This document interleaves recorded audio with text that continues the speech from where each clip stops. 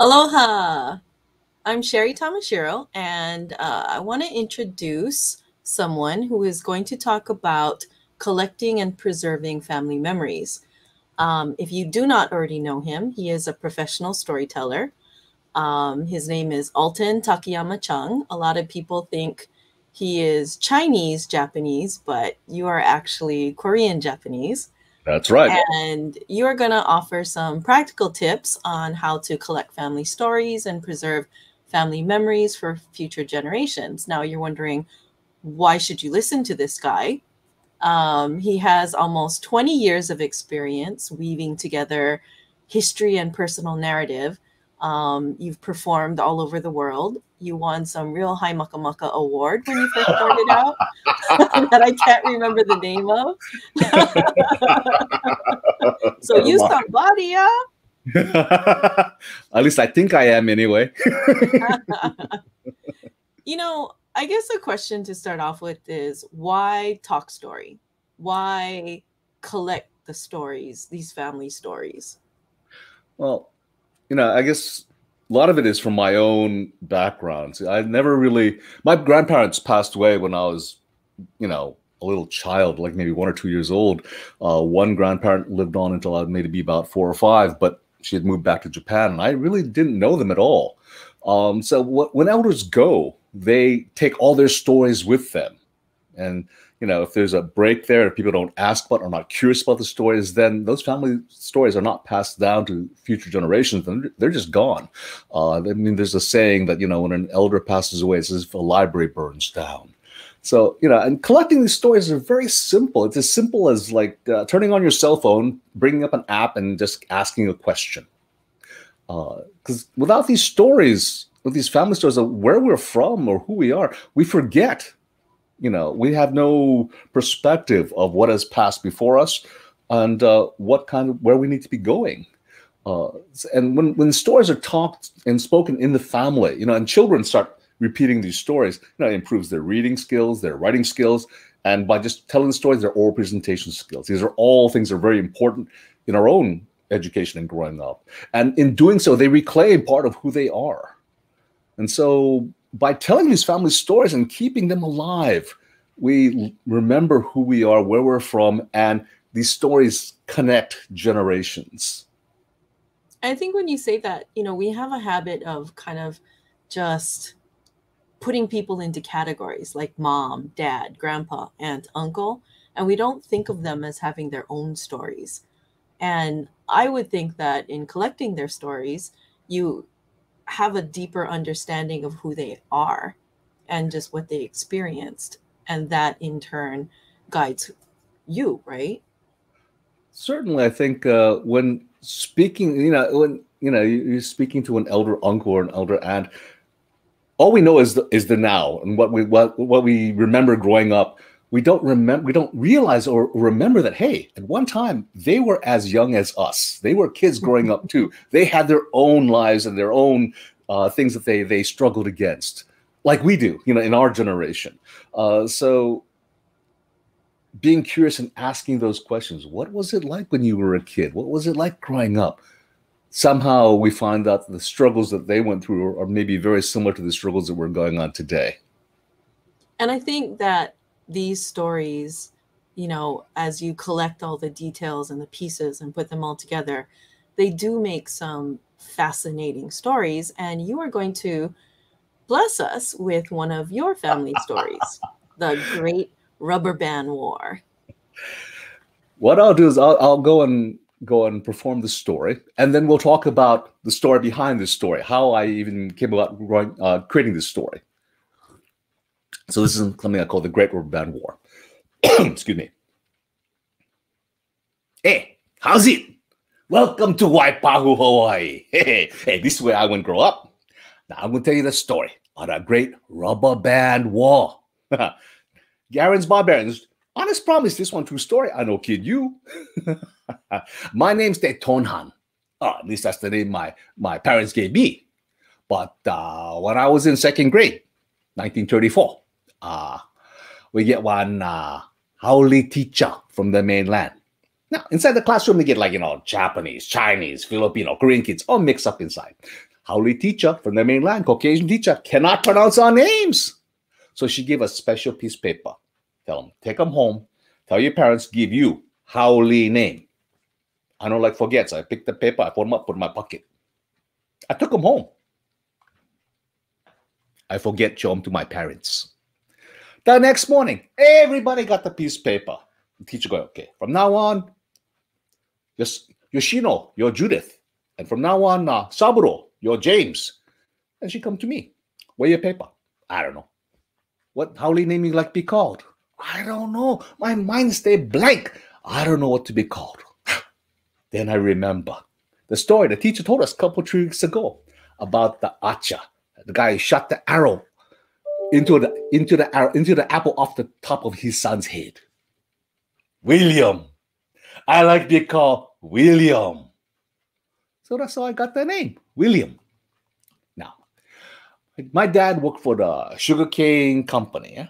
And so we lived in company housing in plantation camp in Waipahu. So, plantation camps all broken up by different races. You get the Portuguese over there, the Portuguese people, we call them the Portuguese over there, the Filipinos over this way, the Japanese, Chinese, Korean all mixed up over here, the Puerto Ricans over there, all like that. Then get my mother, my father, and get like 9 of us kids. Huh? Used to be 10, but my baby sister was playing on the railroad track. She got hit by the train. She died dead. She over there in the graveyard now. Anyway, get like 5 girls, 4 boys. I somewhere in the middle, yeah? I'm the second oldest boy.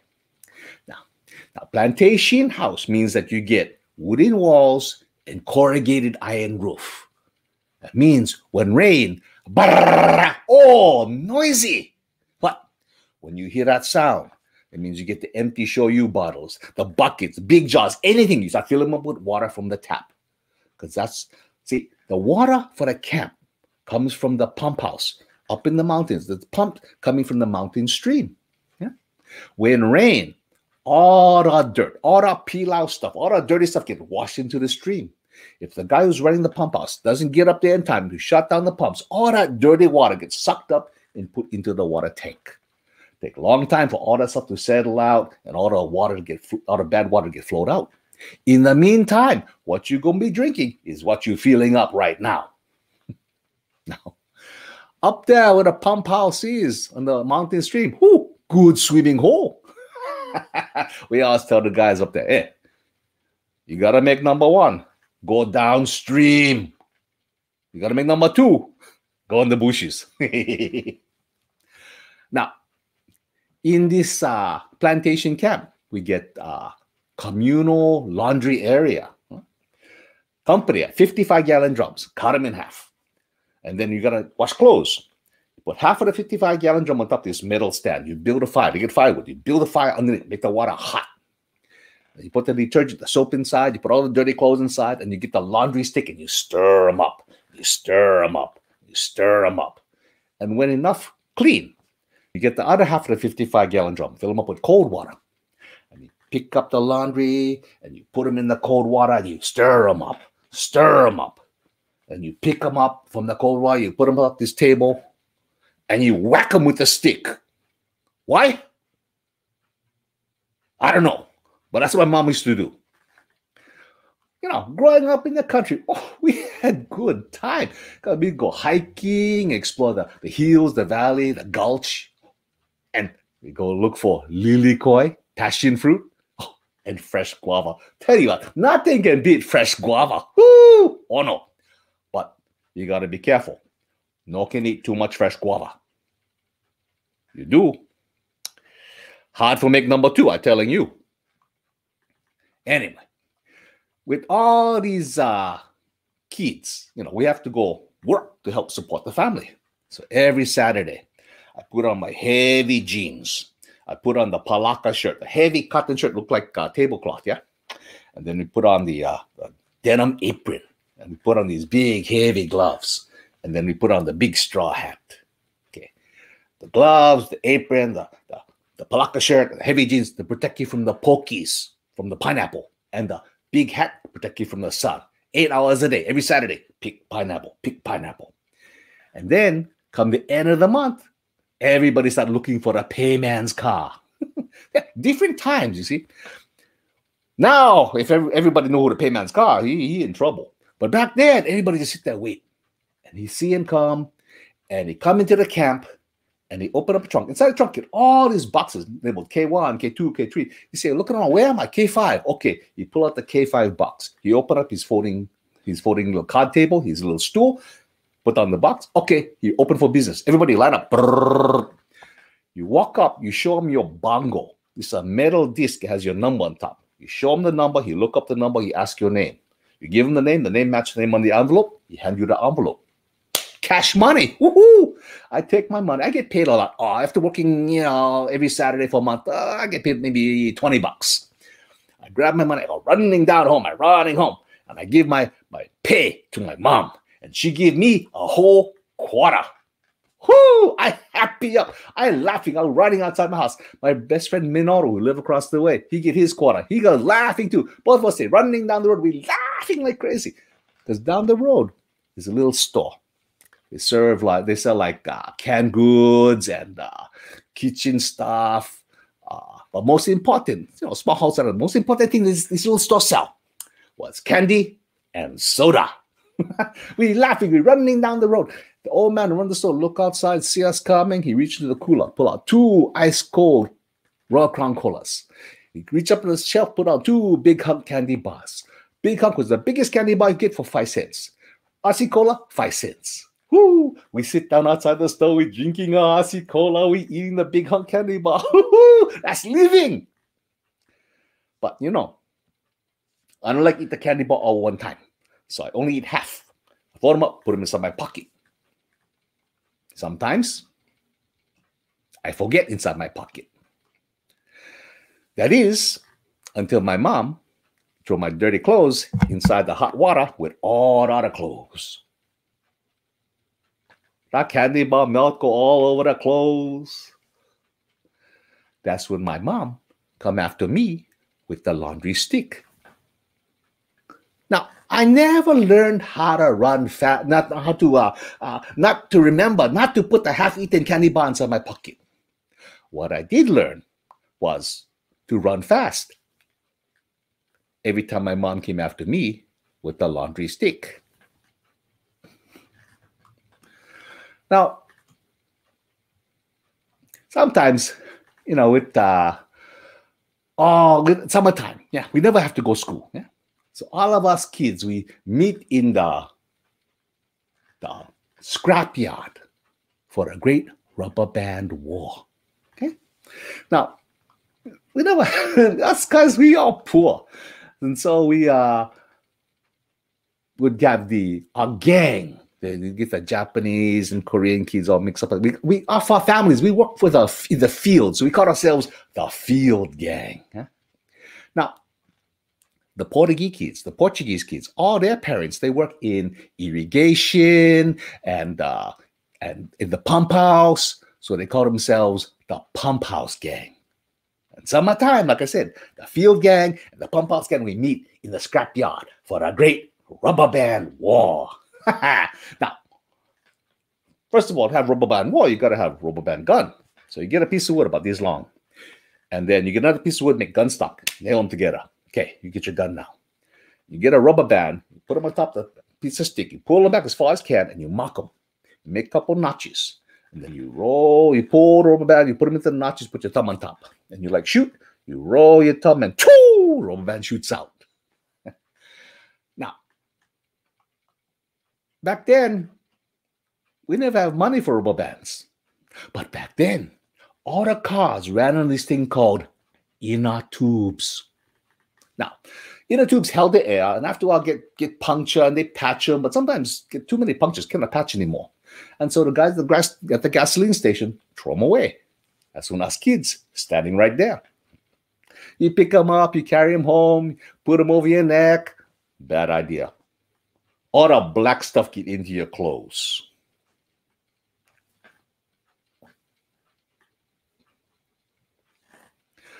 Now we had a leader, a guy named Yasu. Now, Yasu was older than us. I mean, us kids were like 7, 8 years old, maybe about half a dozen of us in the gang. But our leader was Yasu. Yasu was older. He was like 14, 15 years old. And he was smart. And we take the inner tubes to Yasu, and he get the big scissors and he cut the rubber band, cut the inner tubes. And now we got rubber bands, we get rubber band gun. Okay, now we meet, we ready for the Great Rubber Band War. We meet in the scrapyard, and when enough guys show up, enough Portuguese guys over there, enough us guys over here, say, hey, you guys, stay over there. Us guys, we stay over here. About 20 feet apart. We start moving all the scrap, all the junk, all the broken stuff around to make a fort. Okay, now, we're almost ready for start the war. But before you can start the war, you got to have the ritual taunting. Okay? Those Portuguese kids, they get lousy taunts. They go, Slantai Jap, or Stinky Kimchi Korean. Us guys, we get class. We get a chant. We go, Portuguese, stink like a fart. Oh, they get mad. But different times, huh? See, back then, we always teasing each other. I mean, we play softball, okay? We in the field, we get 3 outs, and then they trade places, and we go hit, and they catch for us. We do this all day long. Nobody keeps score.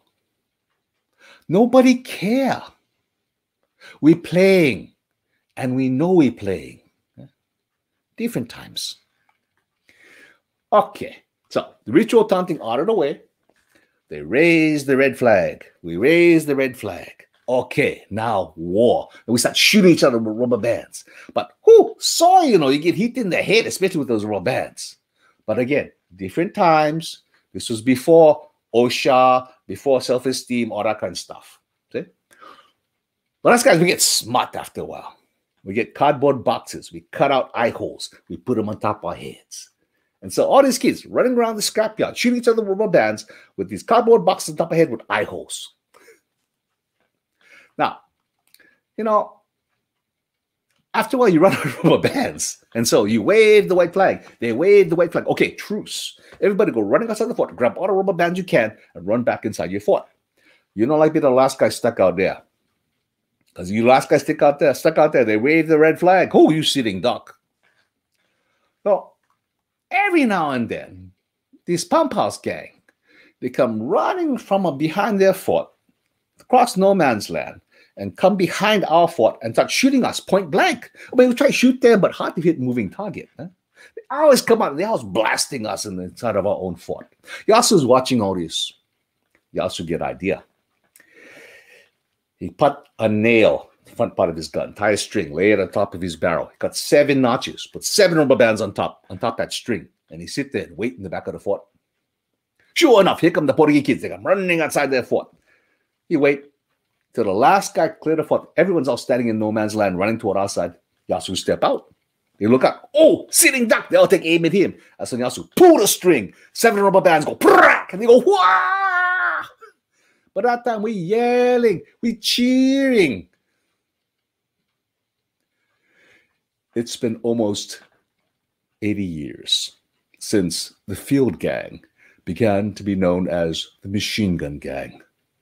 And although my father, William Takiyama-Chung, never shot an apple off the top of my head, he still recalls with great fondness the day the field gang were the victors in the Great Rubber Band War.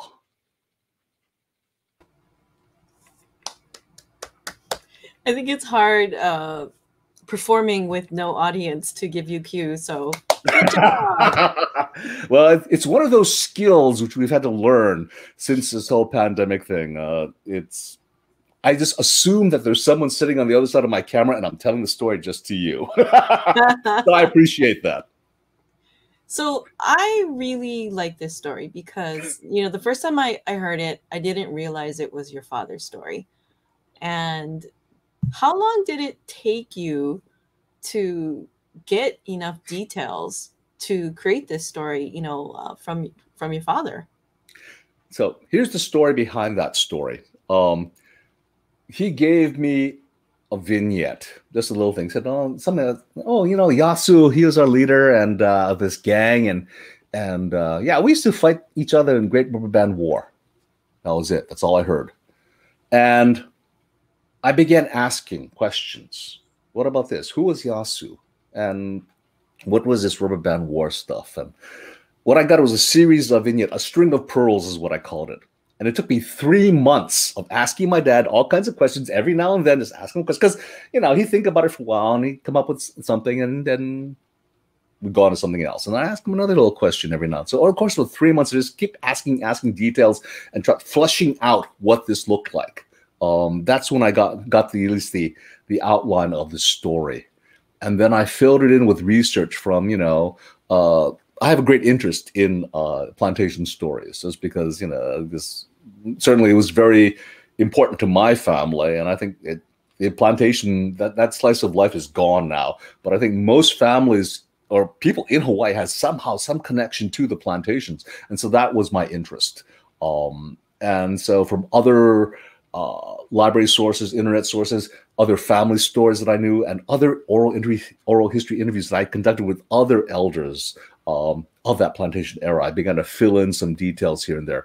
This was a shortened version. The full version is much longer. We talk about other things, but, you know, I just wanted to kind of focus it down just on that rubber band war. And as I developed the story, I kept getting other questions, and I go back, oh, what about this or what about that? Asking qualifying questions, and you know, so that's kind of it evolved that way. And you know, I want to point out that you are a professional storyteller, so the expectation is not that people are going to talk to no, family for months and they're able to, you know, bring this story to life in the same way, but, you know, they can do it at different levels.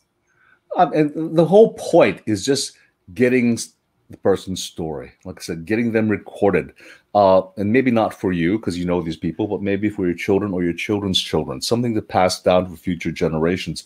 No, as a professional storyteller, certainly I was very curious, and I wanted to know, you know, the beginning, middle, and end, and I crafted the story that way. But for just capturing family memories, no, it's just a matter of understanding, you know, here's a story that we tell every Christmas about Cousin Ed and what happened to him when he went fishing.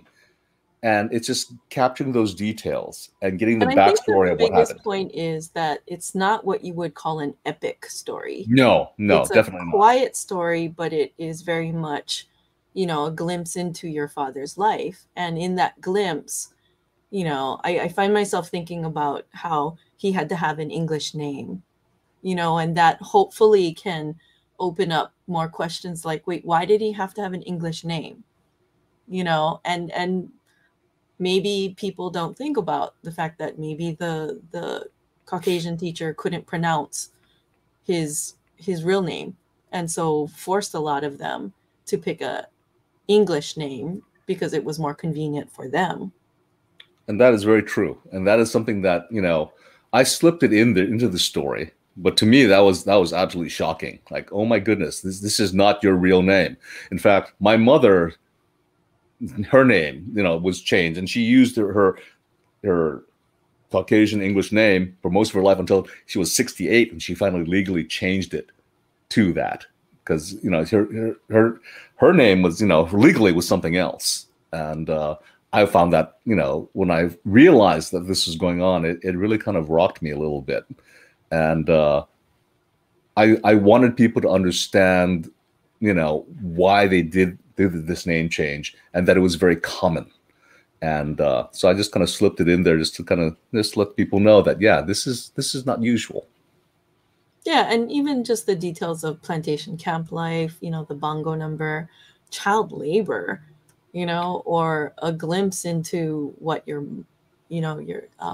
what women had to go through just even washing clothes. Yeah, it was lots of a slice of, like I said, a slice of life that doesn't exist anymore. But, you know, this was probably in the 30s, and so just imagine 20 years before, or even 30 years before, how much harder it was when a lot of these things, you know, didn't exist, or that hadn't evolved to where it had evolved by the 30s or so. Life in plantation was very hard, especially at the turn of the century, before a lot of these improvements and changes came about. in the plantation system. I think what I appreciate is when you think about younger generations hearing these stories, because we did share some stories where we were talking about how if a kid forgot to empty out the tray in the ice box, then Oh, the kitchen floor would flood, and the hand goes up, like, why didn't they just plug it in, to the wall? And you're like, there was no electricity. There was literally a block of ice keeping everything cold in the ice box. And they're like, that was a shock for them. But even, you like durum bag, uh-huh. the durum tobacco pouch that people would buy.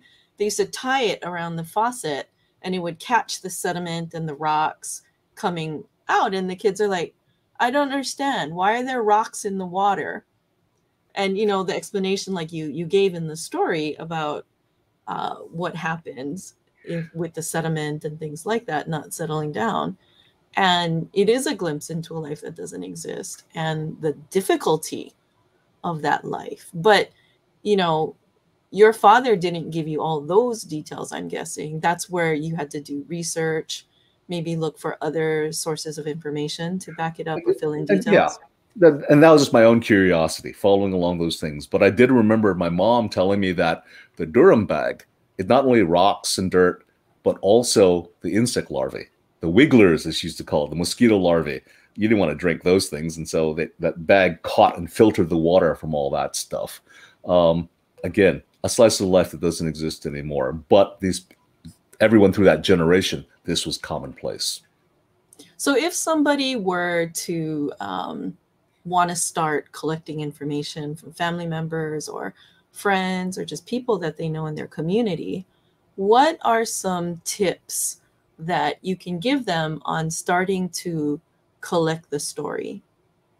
Well, the biggest thing is, start off with people that people that you have a relationship with or rapport with, and it's a matter of just improving your listening skills and minimize your talking, because you're trying to allow this other person to tell you their story, and you want to make it safe and simple and exciting for them, and because you're interested in hearing their story.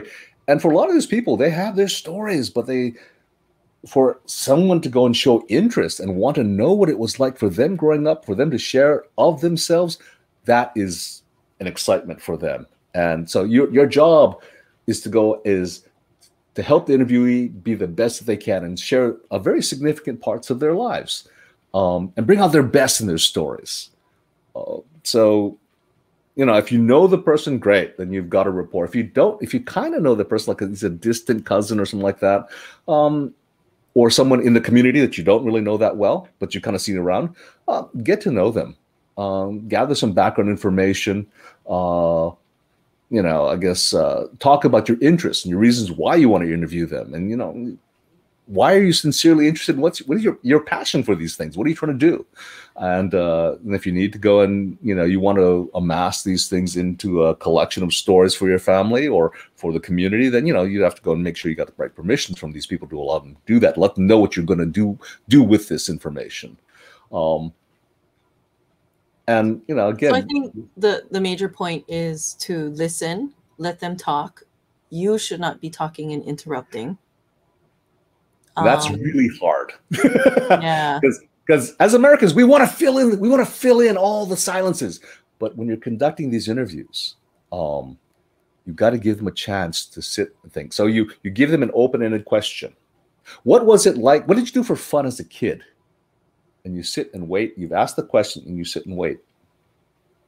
You sit on your tongue, because they have to sit there and think about it, formulate an answer, and then the stories come. Because if you don't allow them that time and you interrupt, like, oh, okay, so what, you're trying to fill in that silence because you're uncomfortable, you will break their train of thought and their opening. You're preventing them opening up. And again, it's their story, because they have to, they're going back in their memory. Oh yeah, was it like this? So again, what you can do if you want to begin an interview, you can give them an idea beforehand of this is the type of questions I'm interested in. This is the type of era when it was a kid, when you were like from 5 to about 10 years old. That's what I'm interested in. Give them a range so they can, and ahead of time, so they can sit and think about what was it like and what was important for them at the time. Again, that is where we want to go. That's a good starting point.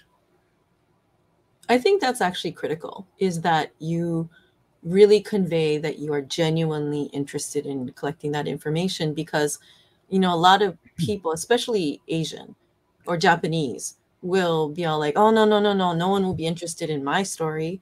Why would anyone want to hear this stuff? Well, again, if you're trying to collect it for your family, saying, look, I'm interested in it, but, future grandkids, great grandkids, they might be interested in it too. And, you may be around to tell them the story, or you may not be around to tell them the story. We want to go and make sure that your memories, your experiences, what it was like for you, is passed down for others to know.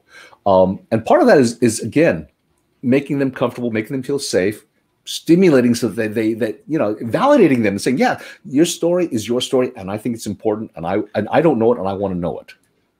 And I think it's important for other generations. And be flexible. You have your list of questions, but if something interesting, if they're telling you another story that you had no idea, go with it and be curious about it.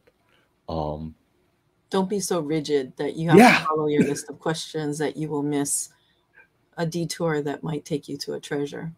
Yeah, exactly. That's what you're looking for. You're looking for family treasure. And part of it is being curious and follow the story. The question that comes up is, and then what happens? Because you want to know, and then what happens? You got into this trouble.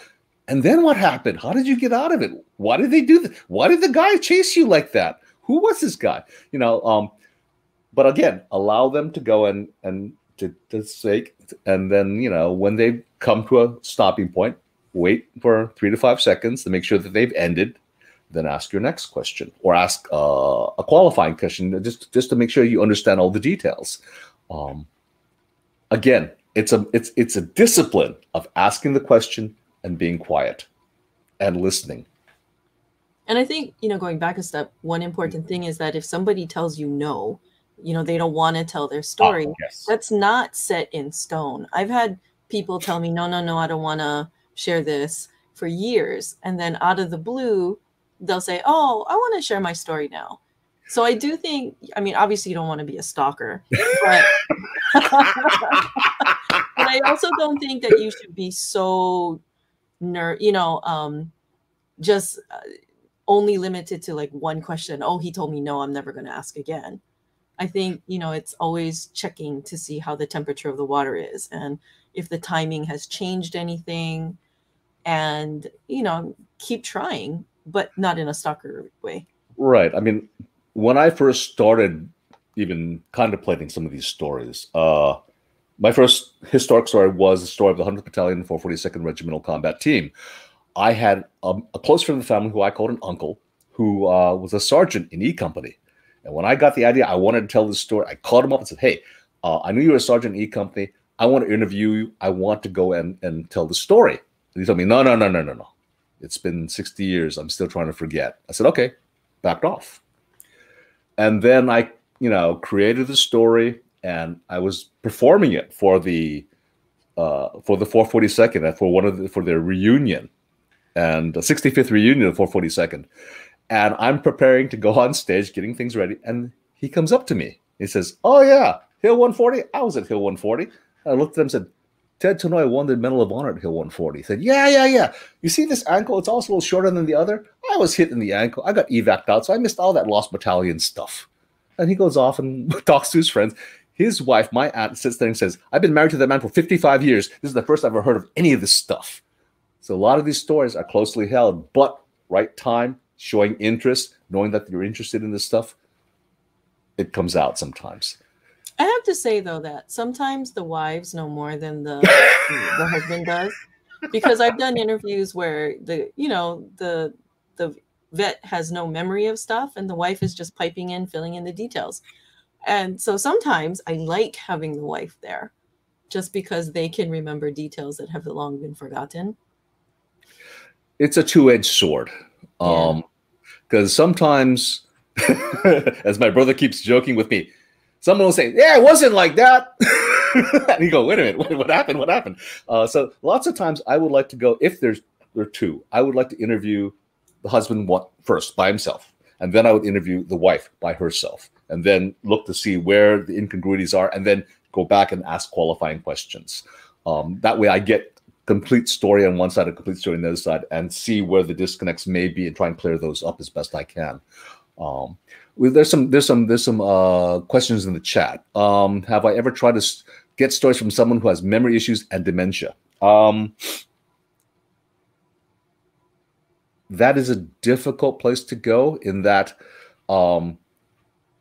I might have to keep revising and keep asking questions over again. I haven't pushed hard when someone I've tried to interview people who have had suffering memory loss and dementia, and lots of times they say, I can't remember.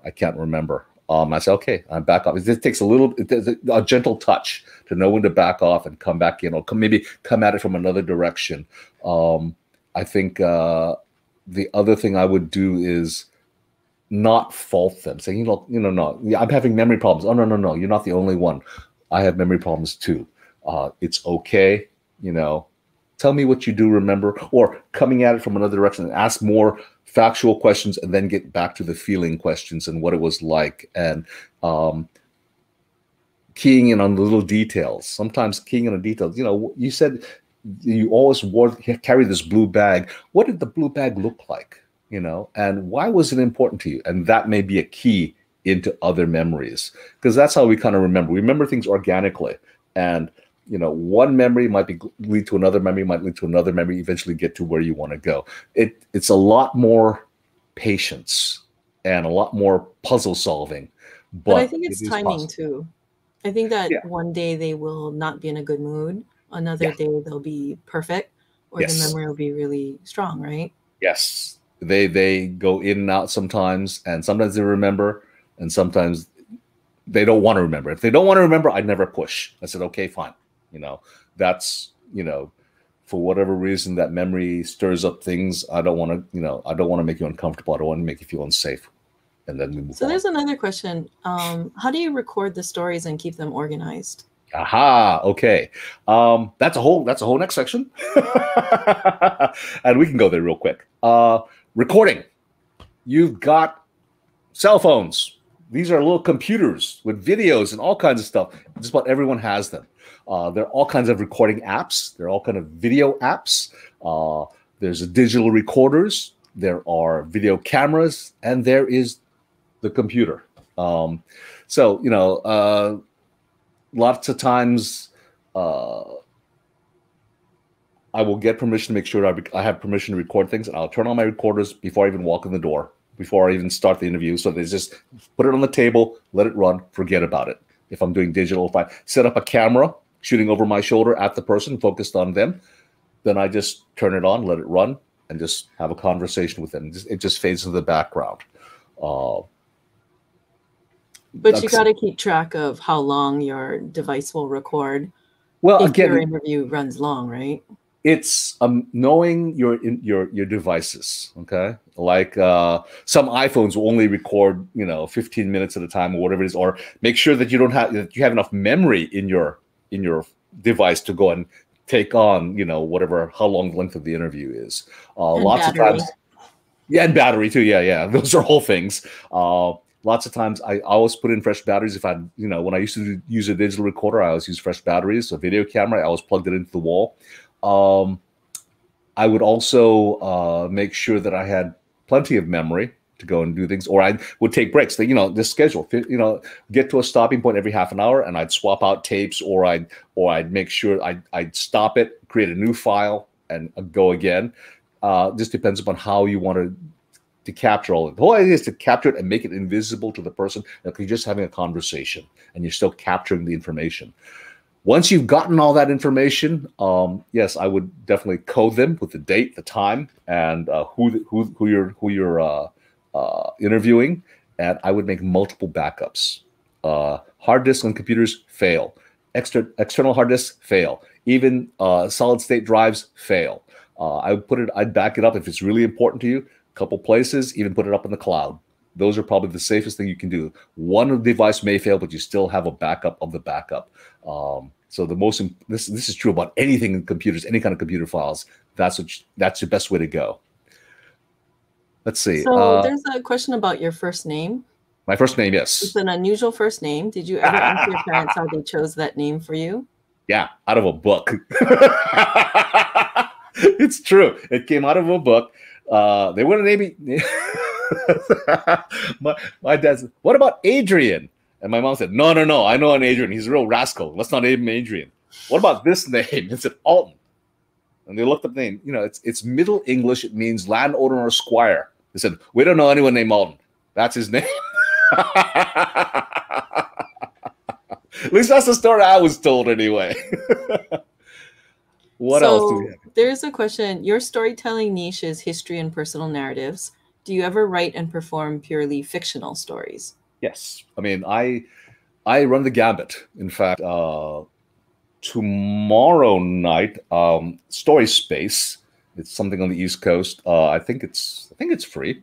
I'll be telling what I call a smorgasbord of stories. I tell Asian folk tales, I tell ghost stories, I tell historic stories, I tell tall tales, I tell personal stories.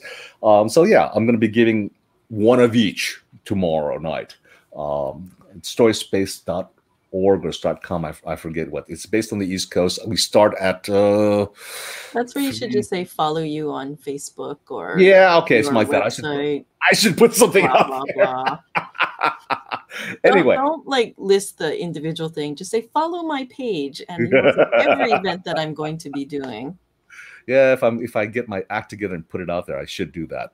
But you know, so yes, in fact, fictional stories, tall tales are pure fiction, and most of the things certainly a lot of the work I do is historical, and because I'm just interested in those things.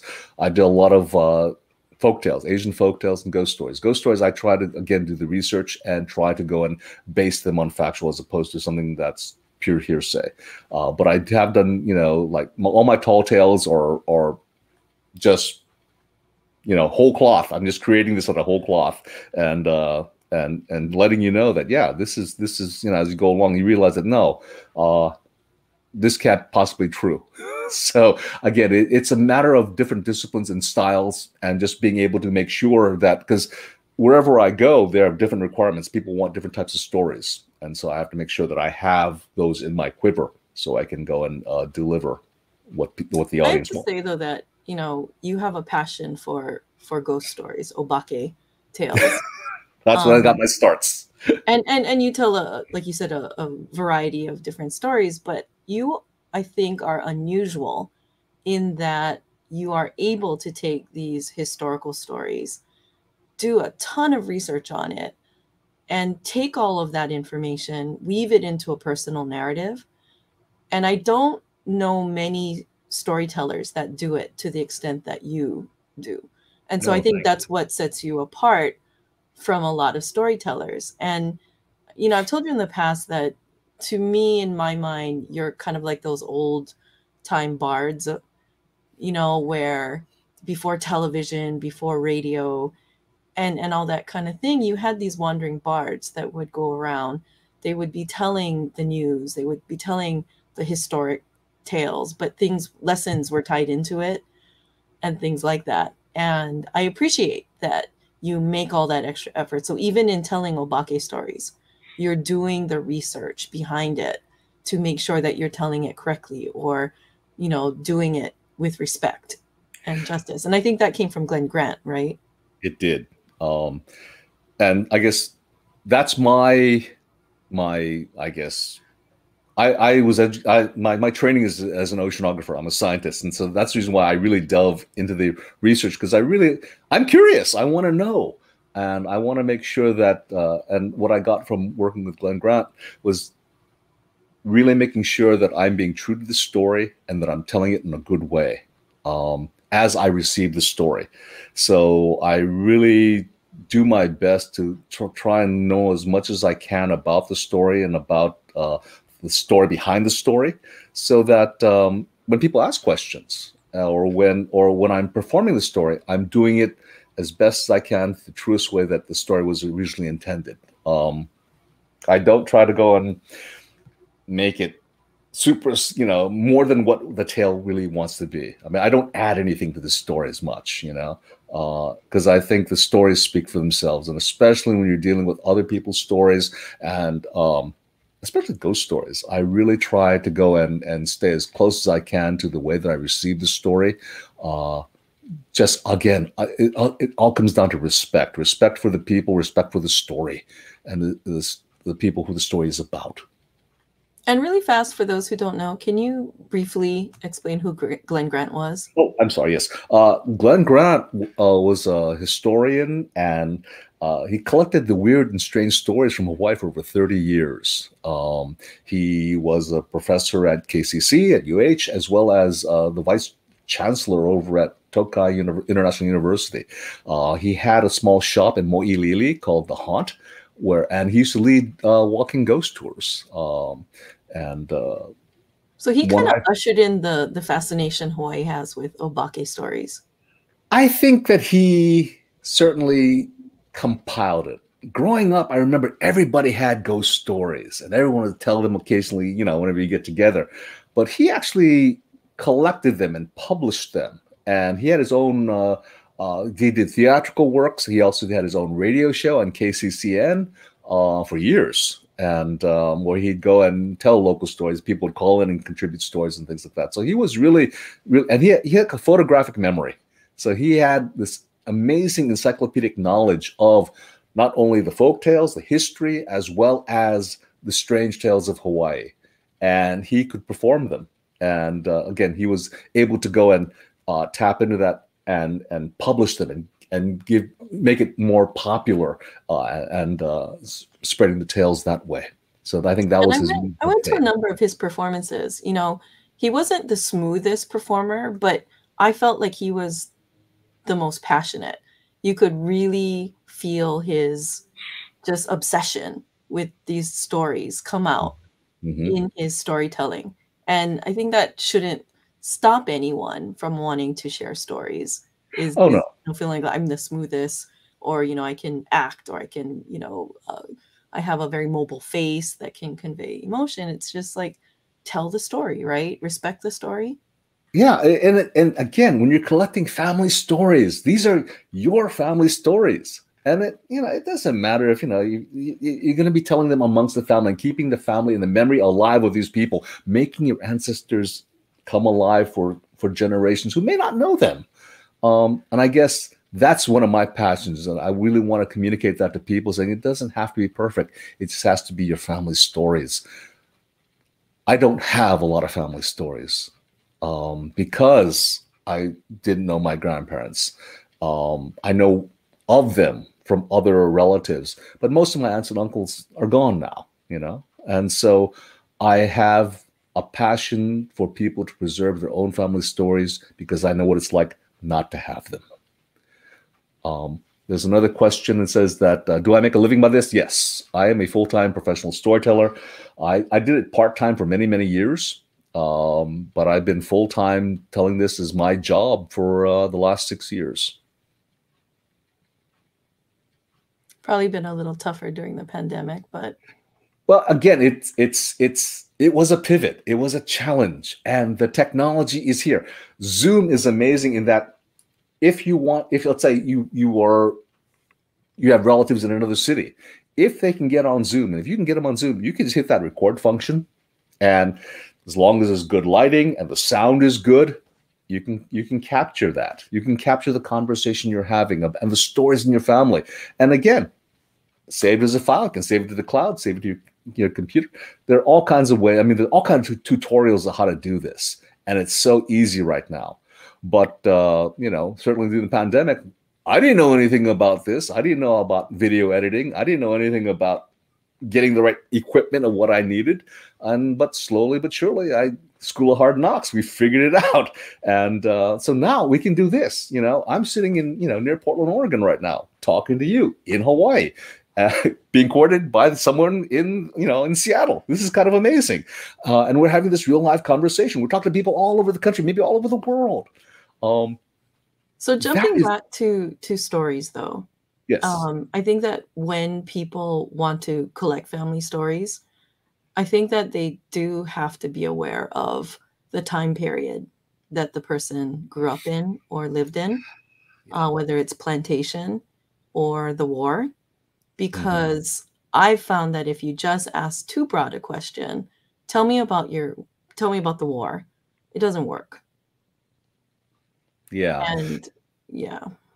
You need to, if you're specifically interested in what was it like for you during World War II, or what was it like for you growing up? Yeah, you need to, in order to ask good questions, you need to go and have done some background, research, some general ideas, so that you know generally what happened in the war or happened in whatever time period you're looking at. Maybe you're talking about the 60s, maybe you're talking about the 50s, maybe you're talking about the 1920s. What was it like? What was going on? What kind of world events happened during that time? So at least you can frame it. I know that when I started interviewing World War II veterans,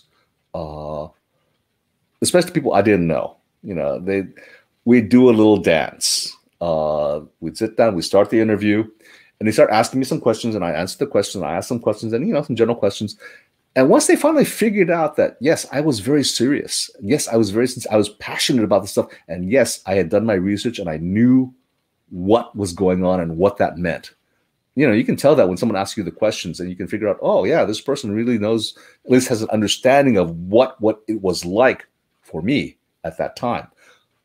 That's when the real interview began. I remember it was 11. Go ahead. I would say that if you had no knowledge, then you would get the safe stories or the humorous stories that they saved.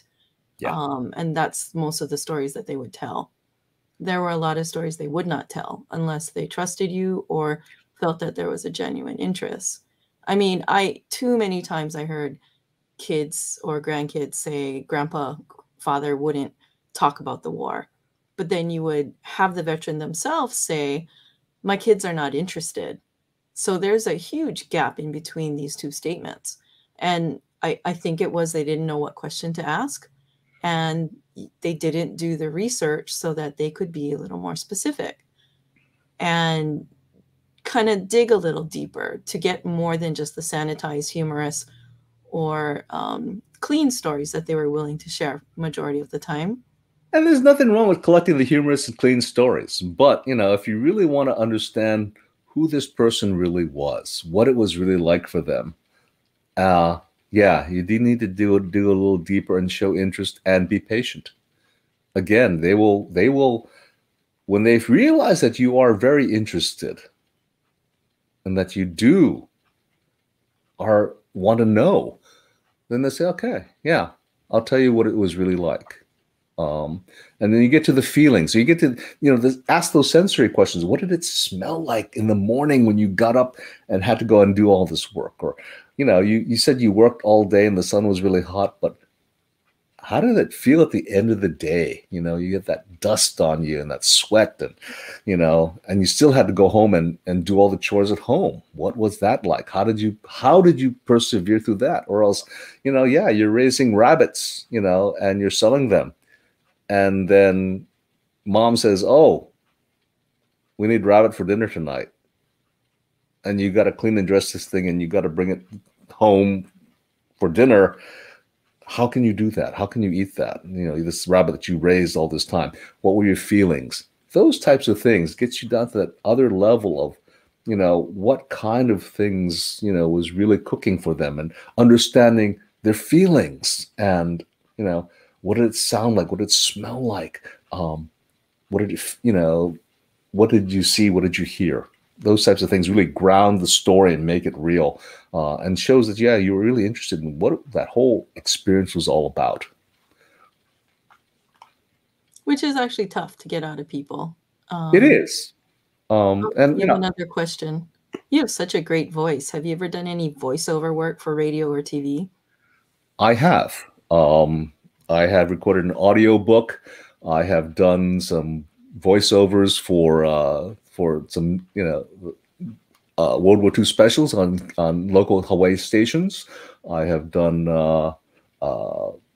for the state of Oregon for the when the Nisei stamp was dedicated. I did some voiceover work for them for that too. So yeah, I've done a little bit. I've dabbled. I've tried going thinking about doing some podcasting, but I haven't gotten pushed that button quite yet. I did get a gig once to be a guest host, but then pandemic hit and that all blew up. So I've done a little bit, not a lot. You can do accents too. Oh no, you're not.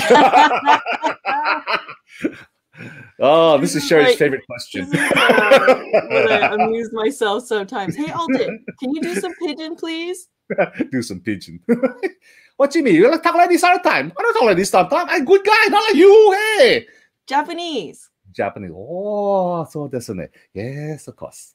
But no, we don't want to go that way. I was just gonna ask for your Scottish accent. A Scottish accent. Oh, how are you going to do that for now? Hey. It's because he's really Russian. It is like this. We talk like this in Moscow. Come, comrade. We have little fun now. So people should totally invite you out for a beer and some food accents are getting strange when you get beer in there. But we're getting close to time here. I want to make sure that we have answered everyone's questions here. If anyone out there has questions, please put it in the chat and let us know. If there's anything that I've missed or you want me to go back to. And in the meantime, we'll just one more question. How have your interviewees shown their appreciation for your bringing out their stories? Oh my. I have been very blessed to have been able to go and bring some of these people's stories to others. I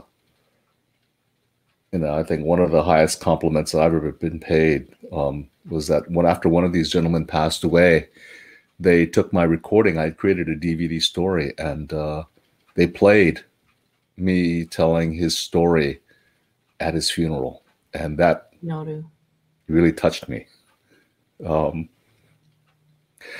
And telling their stories. I remember I was invited to go and to Pearl Harbor when they had those big they just had these new auditoriums, and I was able to tell the story of two veterans, and they were in the audience, and I was able to have them stand and be acknowledged by the audience there, saying, "This is these men's stories. These are true stories. These are the men right here." That was, again, I felt really touched and blessed to be able to do that for them. Giving voice to people's stories who don't want to tell their own stories or can't tell their own stories. That's, again, one of, I feel it's one of my services, one of my missions, one of my passions to do that. Especially if it's it's an important story and something that, again, no, I don't want to tell that. I'm not that important. But no, and realizing, no, these people's story, what they do is kind of incredible. And I think it's important that the public acknowledge them for these things. So again, that's kind of we talk about these community stories, the thousands of these regular people's stories that create this community of memory, a composite that creates a big picture of everything, which becomes very important. I think, again, that's another way to frame it and saying, my story is not important. I didn't do anything that great. No, but you were there. You experienced this. Other people haven't. And maybe your voice added to other voices of that same time period can, make this slice of life that doesn't exist anymore real for other people. Give them an understanding, a glimpse of what it was really like. at that period of time when you're growing up for this exam, especially if you live through some, and we all have lived through historic events, what was it really like? I mean, in a modern day thing, what was it like for you when you heard that, planes had crashed into the Twin Towers in 9/11? Or, back when I was in college, what it was like when, where were you when Reagan was shot? John Hinckley's, who was this guy? These monumental changes in history and just the minutia of detail. What happened? What was it like? What was the feelings? I wasn't there. Can you tell me what it was like so I can live that experience through your eyes? That, I think, is so amazing. And all it is asking the question and being present and listening well. I think that's a good point for us to end. Thank you very much for your time. My pleasure. Thank you so very much for inviting me. And again, if people have any questions out there, you can just reach me at alton@altonchung.com. I'd be happy to answer any of your questions. And follow you on Facebook. I don't think you're on Instagram yet. To find out where you're going to be performing. Yes. You need to work on that promoting yourself more thing. Yes. I'm really bad at that. But thank you so very much. Appreciate it. Yes. And for everyone else out there, please start asking your family questions and listening and get started.